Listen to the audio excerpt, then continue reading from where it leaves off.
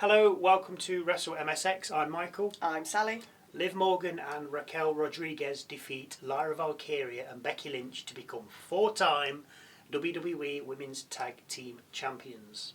Iyo Sky wins a DQ against Stephanie Vaquer.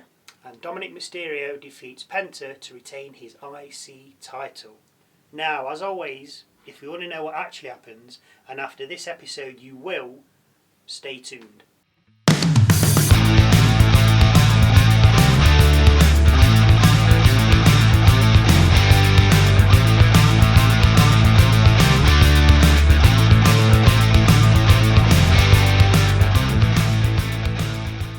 Orton's stalking Cena. Lynch attacks Valkyria. We're already on the way to WrestleMania 42. And there's a new gang in town. After a recap of WrestleMania, we opened the only way we could with John Cena, still with a black and white entrance and wearing the title the wrong way. He beckons the ring announcer over and hands him a piece of paper, which Mark Nash then reads out. The new introduction calls Cena the greatest of all time and also last real champion. Winners write history, Cena says, and because we cheer, he's supposed to forgive us, he questions. The crowd don't mean anything to him, calling them idiots. He then points out that all he has to do is appear 27 more times, not wrestle, just appear, as that's how many dates he has left. When it hits 0, he says the professional wrestling timeline stops and the title goes home with him. There is no one in the WWE with the speed, the strength, the wisdom, or the ruthless aggression of John Cena, or so he says. Cena then tells the crowd to get a great picture as the last real champ is here. It's then that Orton appears behind him, with Cena turning round and straight into an RKO. Orton raises the title and then places it back over the downed champion. Now, we called this a while ago, and it had to be Orton. It has to be Orton. Their story is so intertwined, it could not be anyone else that will finish Cena's career and send him into retirement. We will dig that clip out of us saying, I'll date it. Orton and Cena will finish Cena's story completely. Yeah. First up, Liv Morgan and Raquel Rodriguez versus Lyra Valkyria and Becky Lynch for the WWE Women's Tag Team Championships. Liv paying homage to her wrestling lover, Dirty Dom. Tatum Paxley and Gigi Dolan are at ringside and will face the winner of this match tomorrow night on NXT. They're from NXT, just in case you didn't know. We learn that Bayley has a shoulder injury and will be out for a while. Morgan wastes little time going straight for Lynch and covering for a 2 after a drop kick. The two then exchange forearms with Valkyria then heading in. She takes out both JD members before we head to a break, come back and find Lyra struggling to reach Lynch for a tag. But of course she makes it, with Rodriguez bringing Morgan back in. Lynch manhandles her opponent with ease, even having to deal with Big Mommy Cool at one point, but falls victim to a code breaker and nearly an oblivion, which she manages to stop and counter into the manhandle slam. Rodriguez breaks the cover on 2. Rodriguez comes back in, but Lynch foils the turnbuckle move, with Lyra also joining in for what seems an incoming superplex from the middle rope. Only Morgan powerbombs Lynch, with Rodriguez hitting a super powerbomb on Valkyria. Super because it's off the ropes, of course.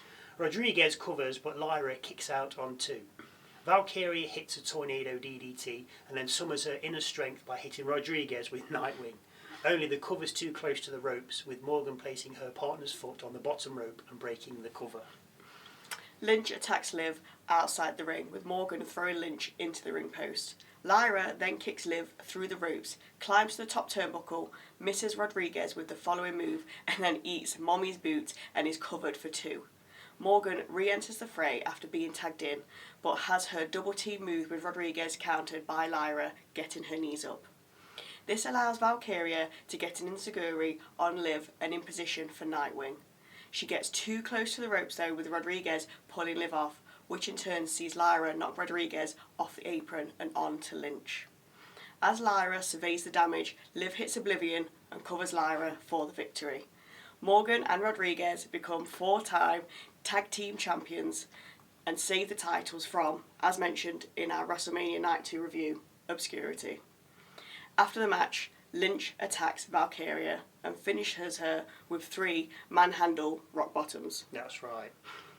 Yes, thank goodness that these two have took it back again. Oh, I know. Because the thing is with Lynch, we don't know if she's coming back, we don't know if she's stopping. Yeah. Nobody knows. So don't listen to anything out there. Nobody knows what's happening.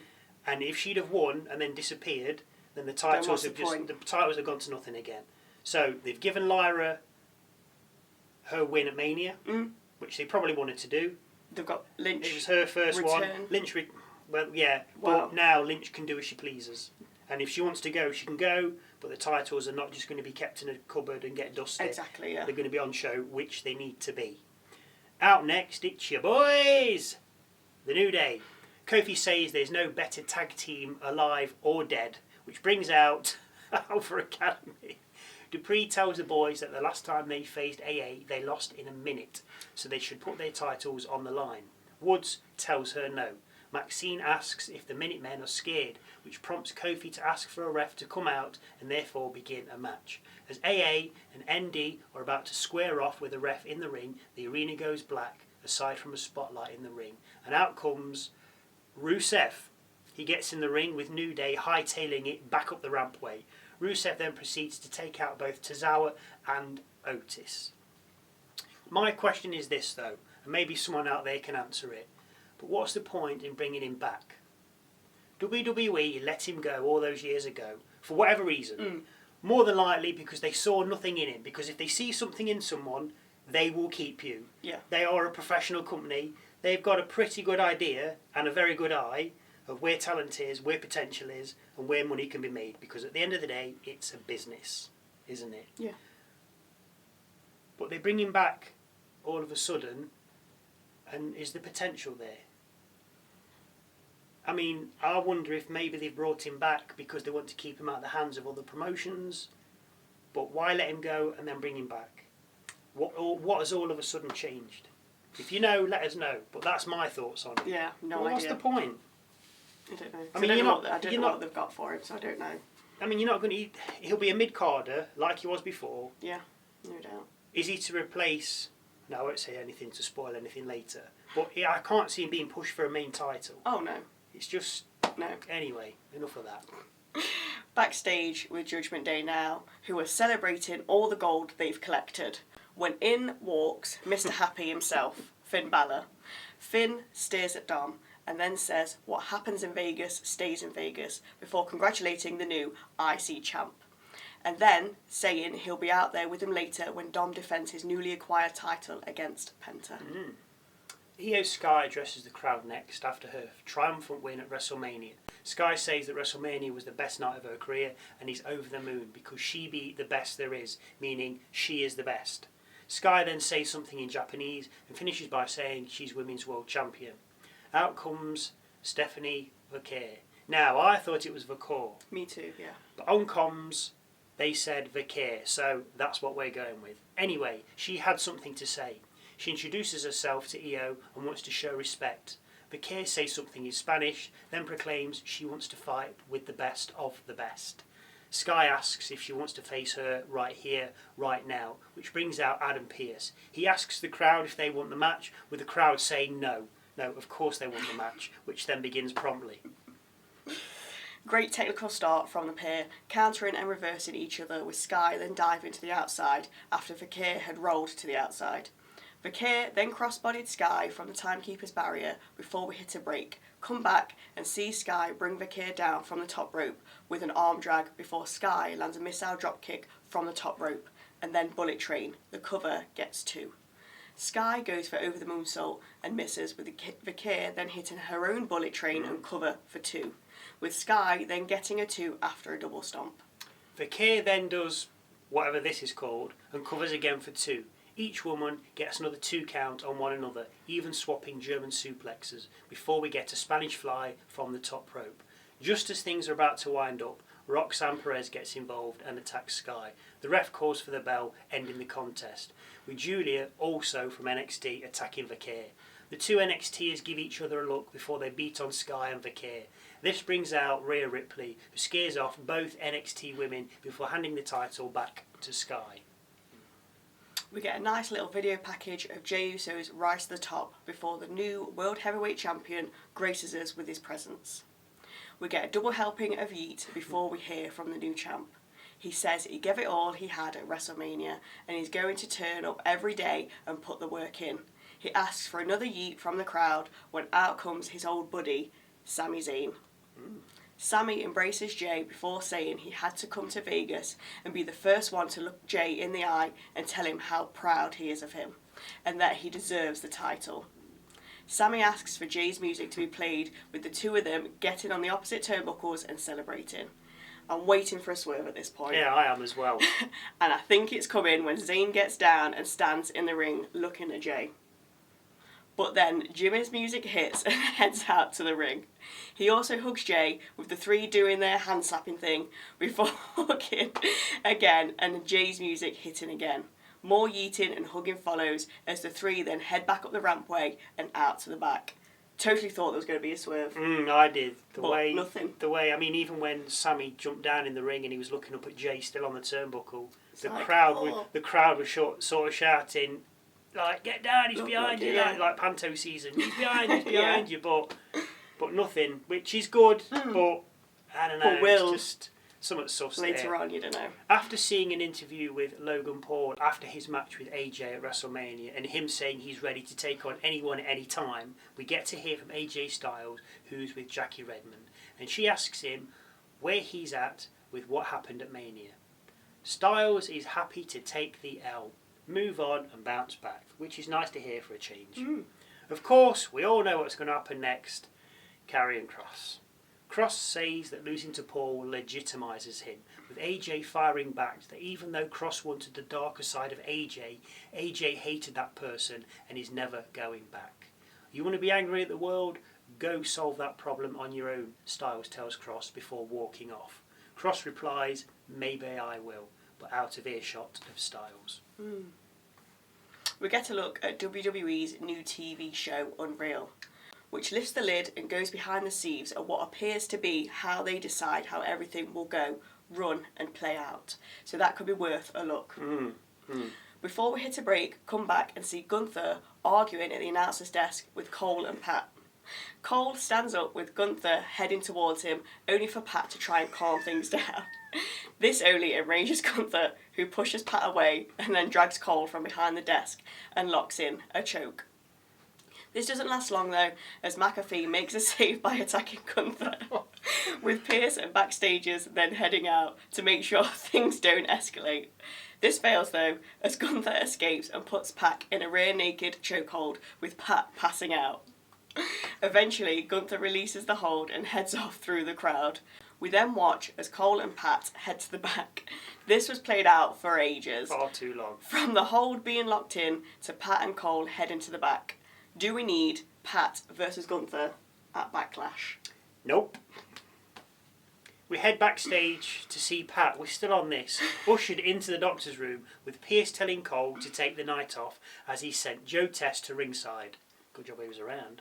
Cole refuses, saying, how can we do our job if we're not allowed to have opinions? Good point. Not allowed to talk about this stuff. Excellent point. And not allowed to have fun like we do. Yes, Michael Cole, you are dead right. It's all about opinions and having fun, which is what you get right here in this video and our musings video. Go and watch them.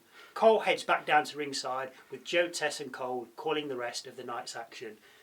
But just going back to the McAfee, Cole and Gunther section, it went on for absolutely ages, and I don't know why. Well, I'm sure we had about 5 minutes of just a camera watching Pat McAfee choking and spitting all the way back up the rampway to the back. Okay, I get the picture. He's been choked out. Now let's move on to something else. Just cut and move on. Yes. I don't know if they had some time to kill. Well, they did because it nearly ran for 3 hours, but I don't know. Last match of the night. Yes, only 3 tonight. Dominik Mysterio versus Penta for the IC title. Dom accompanied by Carlito and Finn Balor. Great start from them both. Very quick, nothing missed. Great flow. Brilliant. Dom's sent from the ring with Penta diving after him, where we then break, come back and see Penta's sling blade before we get the usual headstand in the corner, followed by a falling double foot to the gut. The following cover only getting 2. A tornado DDT gets Dom a 2 count before Penta Hurricane Rana's Dom from the top rope and follows up with a Mexican Destroyer. Ring smart Dom rolls out the ring, which prompts Balor to come over and see if he's okay.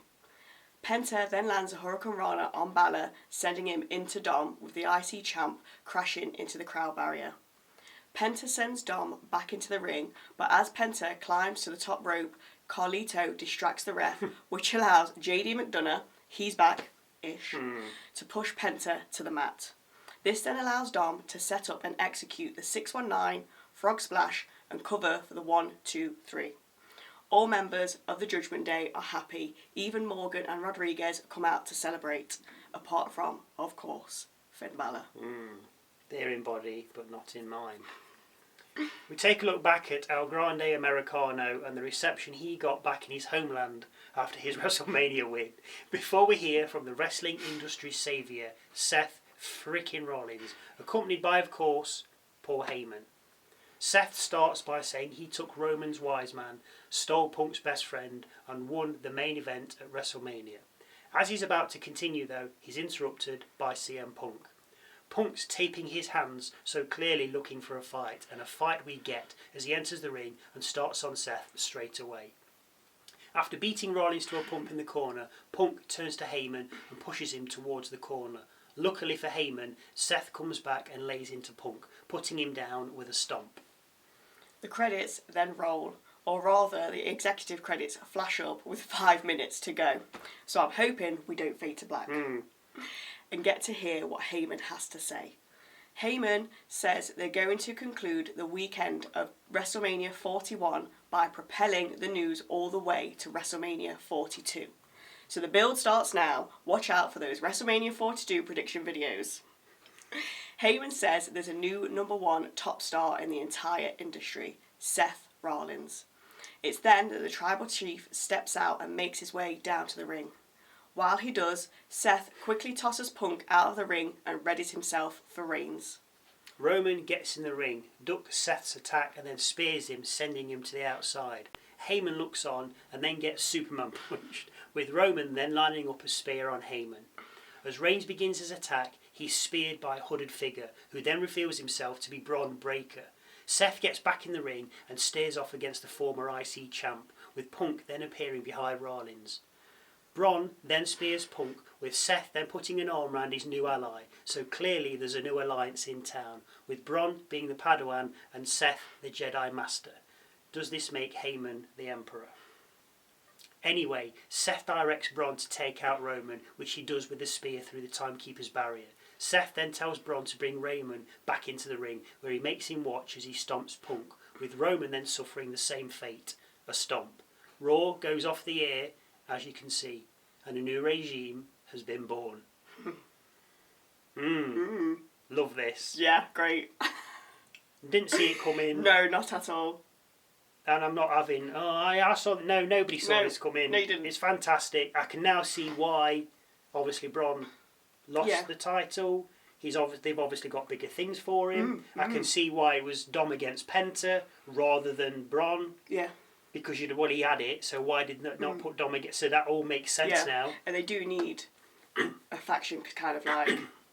Well, Judgment Day. The bloodline is no more. No. Not really. No, but they didn't really cross brands anyway, as such.